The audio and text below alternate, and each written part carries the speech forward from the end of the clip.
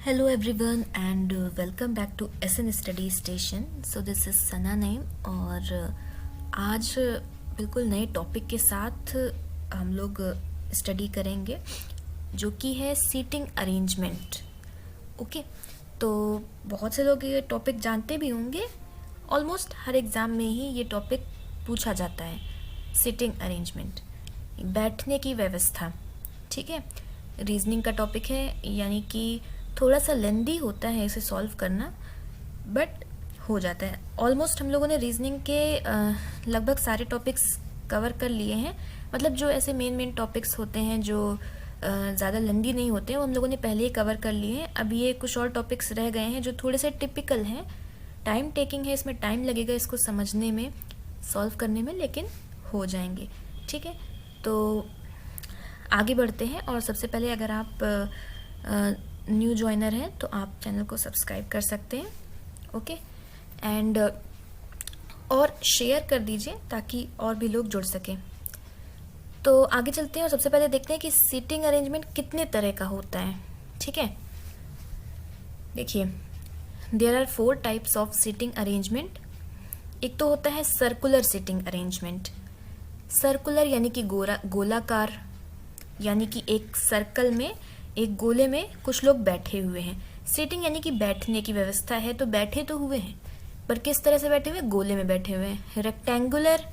Rectangle इस तरह से होता है ना, इसमें कुछ लोग बैठे हुए हैं.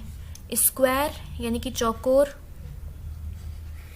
ठीक है, और लीनियर यानी कि रैखिक, यानी कि एक रेखा में कुछ लोग बैठे हुए हैं.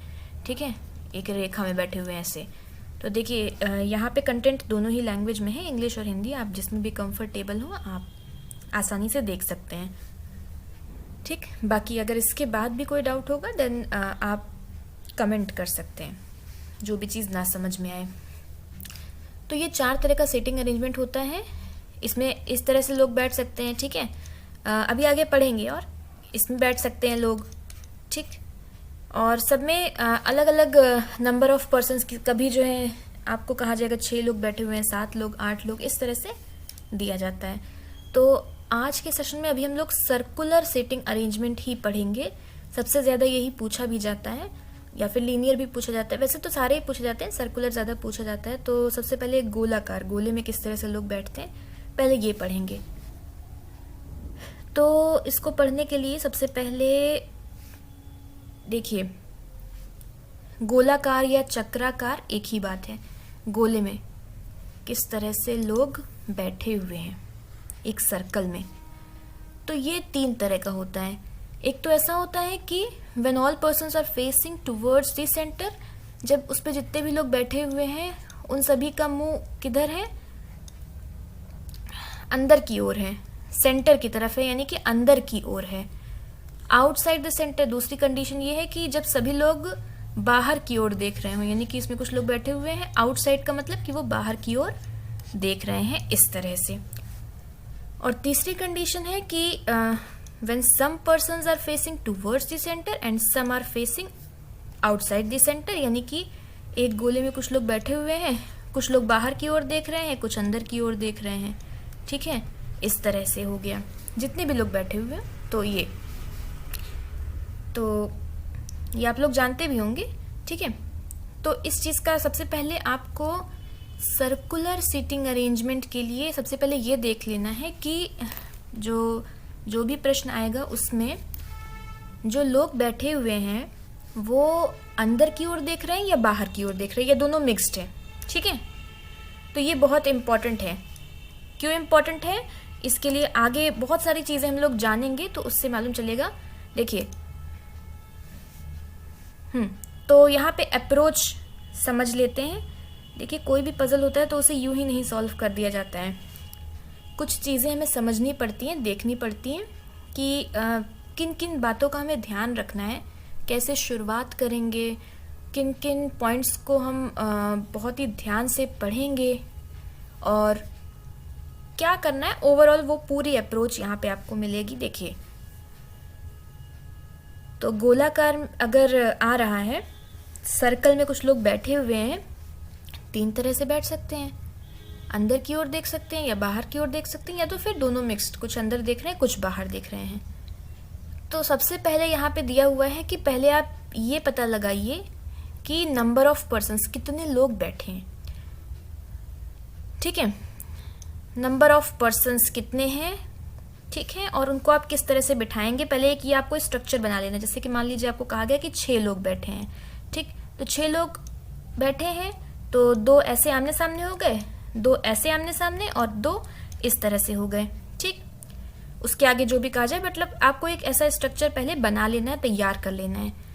8 लोग बैठे हुए हैं तो 2 ये, फिर 2 ये 4, 5 6 और 7 8, मतलब कि आपको अपोजिट्स भी बनाने हैं, क्योंकि ये भी सवाल में आगे ये भी चीज़ें आएंगी कि ये 2 लोग ए और बी एक दूसरे के विपरीत बैठे हैं, यानी कि अपोजिट बैठे हुए हैं। तो इसीलिए अगर आपको ये दिया गया है कि उसमें इवन नंबर ऑफ पर्सन्स हैं, ठीक है, तो आपको अपोजिट्स का ध्यान रखते हुए बनाना है।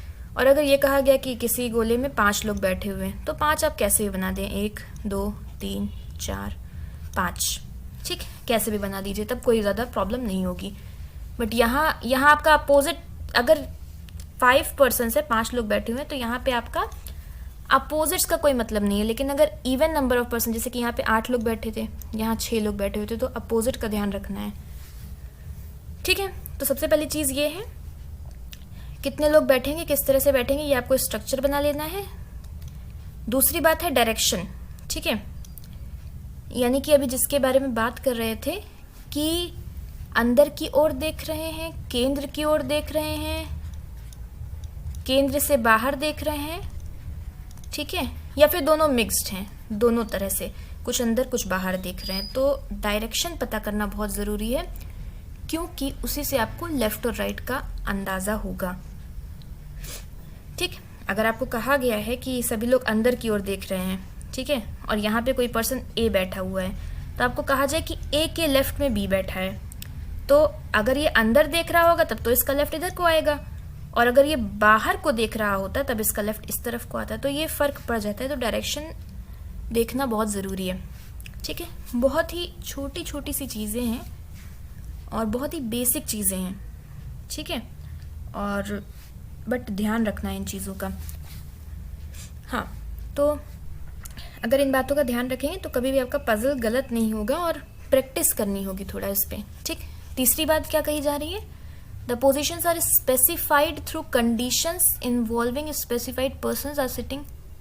अच्छा, मतलब कि अगर आपको किसी एक इंसान के बारे में दे दिया गया कि ए जैसे कि यहाँ पर बैठा हुआ है, ठीक, तो अगर ए से किसी दूसरे पर्सन की बैठने की व्यवस्था बताई जाएगी तो ऐसे कहा जाएगा कि या तो ये कहा जाएगा कि ए के बगल में बी बैठा है, या तो ए के विपरीत में बी बैठा है। ठीक, यानी कि ए के अपोजिट में बी है या फिर उसके बगल में है।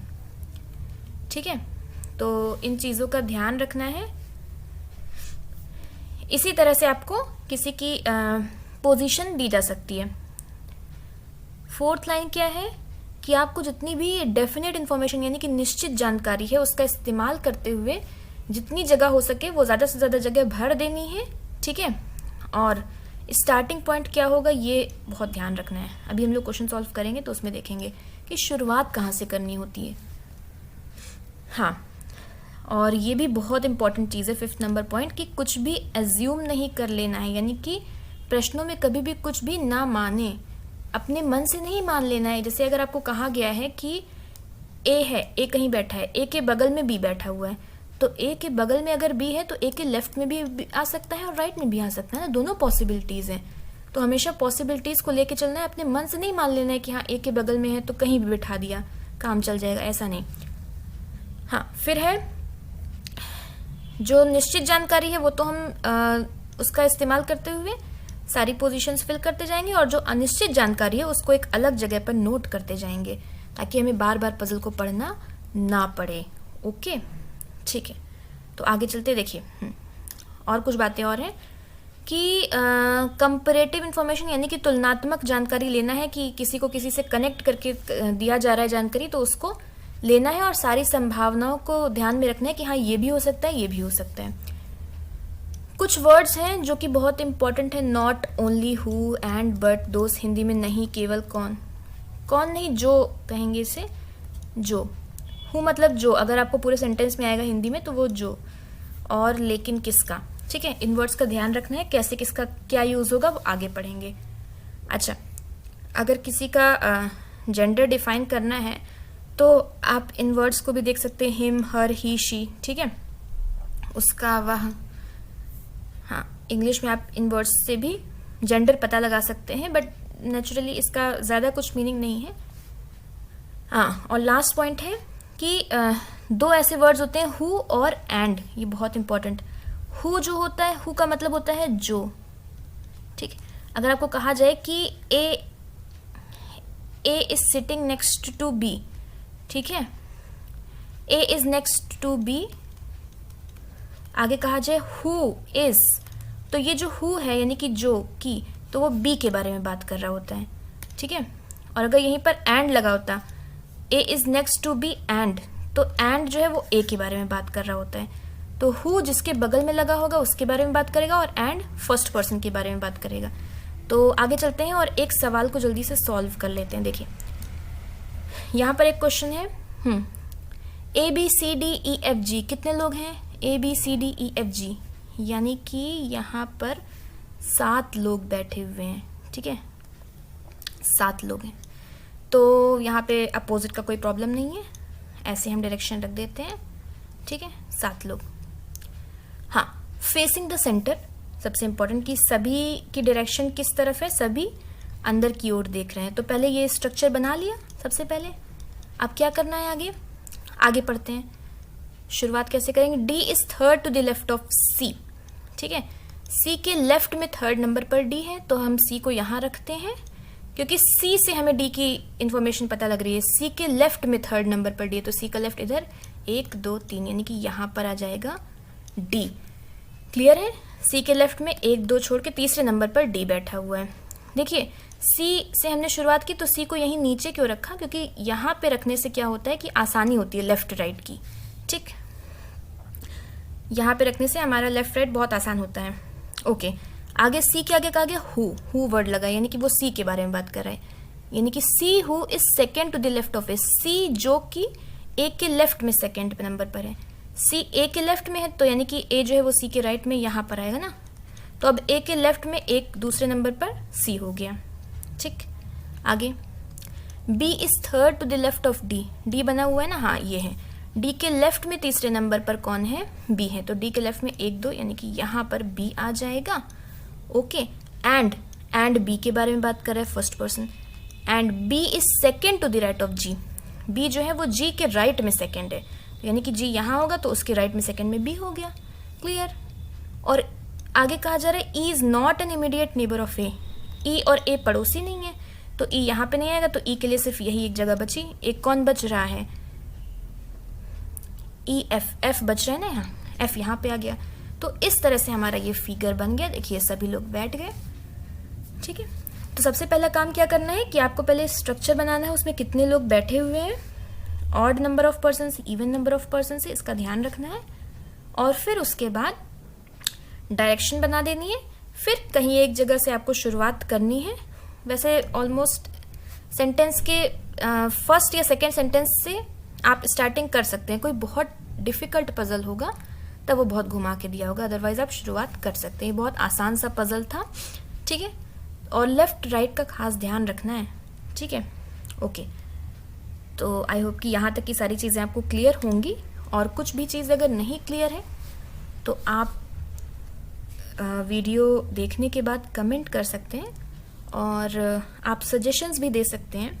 You are free for suggestions, so feel free for giving suggestions, okay?